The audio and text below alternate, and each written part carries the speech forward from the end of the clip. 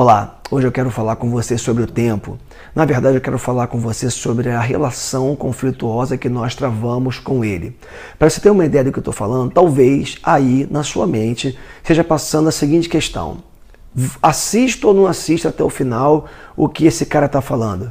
Vou ou não até o final desse vídeo? Gasto ou não 4, 5, 6 minutos para assistir tudo o que ele está dizendo?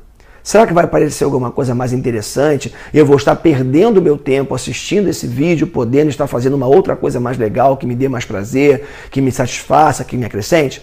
São questões que a gente enfrenta o tempo todo. E essas questões a respeito do tempo, conflito do tempo, essas questões têm se estampado nas mais variadas áreas da vida. Por exemplo, na cultura, falando da cultura da música, Cazuza certa vez disse que o tempo não para. Lulu Santos disse que o tempo escorre pelas mãos. Nós temos que nos permitir, e não há tempo que volte, amor, vamos viver tudo o que há para viver. A sensação que muitas vezes a gente tem é que o tempo, ele está sempre contra nós. Ele, ao invés de ser aliado nosso, ele é um inimigo ferrenho que está sempre travando uma batalha contra a nossa vida. Quem pensou na prática como é que isso acontece muitas vezes? Olha para a nossa semana típica. A gente simplesmente começa a semana torcendo para chegar à sexta-feira. A nossa segunda já começa com o pensamento na sexta. E parece que existe um grande abismo entre esses dois dias, ou seja, a segunda e a sexta. Quando chega a sexta-noite, a gente começa a viver uma outra angústia, qual seja, de segurar o máximo possível o final de semana, fazer o máximo possível de coisas para que tenha valido a pena realmente esses 2 dias que em tese a gente tem para se divertir, para descansar e para descontrair.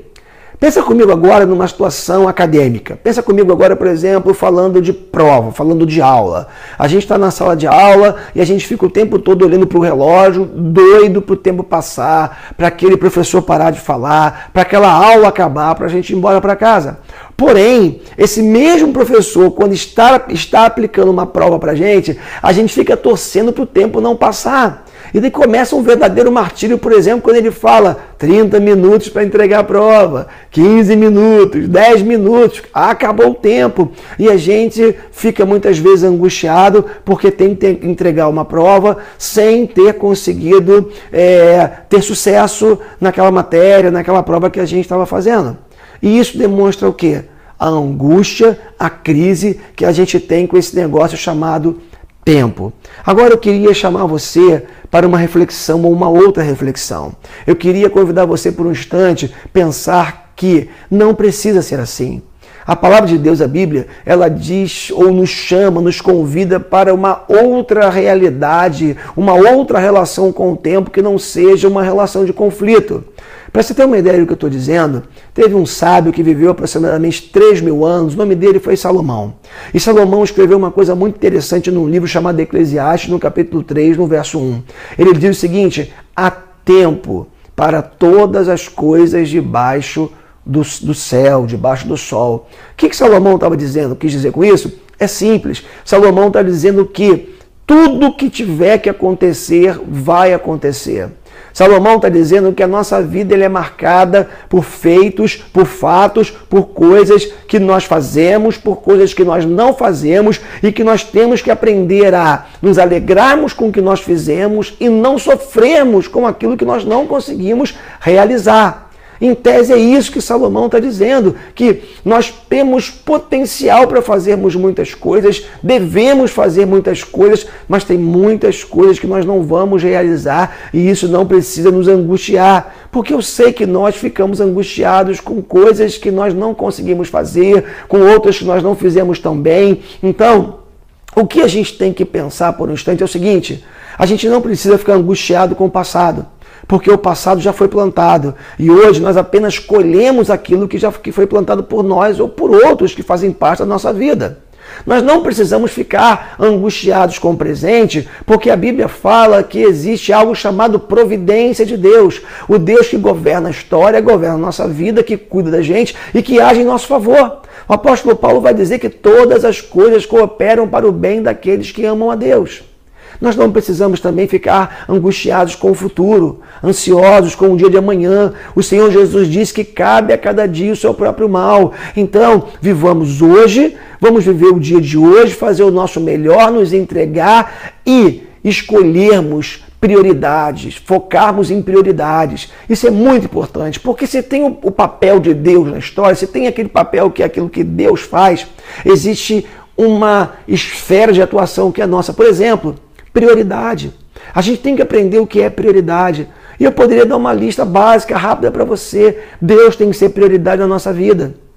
A devocionalidade, a espiritualidade, dar tempo para Ele deve ser a coisa mais importante, mais buscada por nós. A nossa família tem que ser prioridade. Cuidar da nossa saúde, do bem-estar nosso e dos nossos deve ser essa prioridade. Trabalhar precisa ser prioridade, estar com amigos. A gente precisa criar uma escala de valores, de prioridades, para que a gente não viva mais tão angustiados com o tempo, fazendo dele nosso adversário, o nosso inimigo. Deixa eu falar rapidamente mais algumas coisas que talvez sejam importantes para te ajudar nessa questão da relação com o tempo. Aprenda, por exemplo, a rever, como eu já disse, as suas prioridades, essa é a primeira coisa. Simplifique a sua vida. Às vezes a gente vai entulhando a vida com tanta coisa, né? A gente vai, desculpa a expressão, jogando pessoas para dentro da nossa história, coisas, circunstâncias, situações que só vão entulhando e causando conflitos e problemas. Então desentule, simplifique a sua vida. Outra coisa que talvez seja interessante você fazer é desacelerar. Desacelere um pouco. Seu coração não vai aguentar, a sua mente não vai aguentar. Se você continuar acelerado dessa forma, você vai adoecer. Não sou eu que falo, são especialistas que falam isso. Então desacelere um pouco. Delegue coisas. Tem coisa que você não precisa fazer. Tem coisa que você assume para você, você centraliza, mas você não precisa realizar. Outra pessoa pode fazer isso por você. Então, o que eu queria te estimular para não tomar muito seu tempo, mais ainda o seu tempo, é que você realmente aprenda a depender de Deus para aquilo que não tem como você controlar. E que você também aprenda a tratar, lidar, usar da melhor forma o tempo que Deus colocou nas suas mãos. Que Deus te abençoe e até a próxima.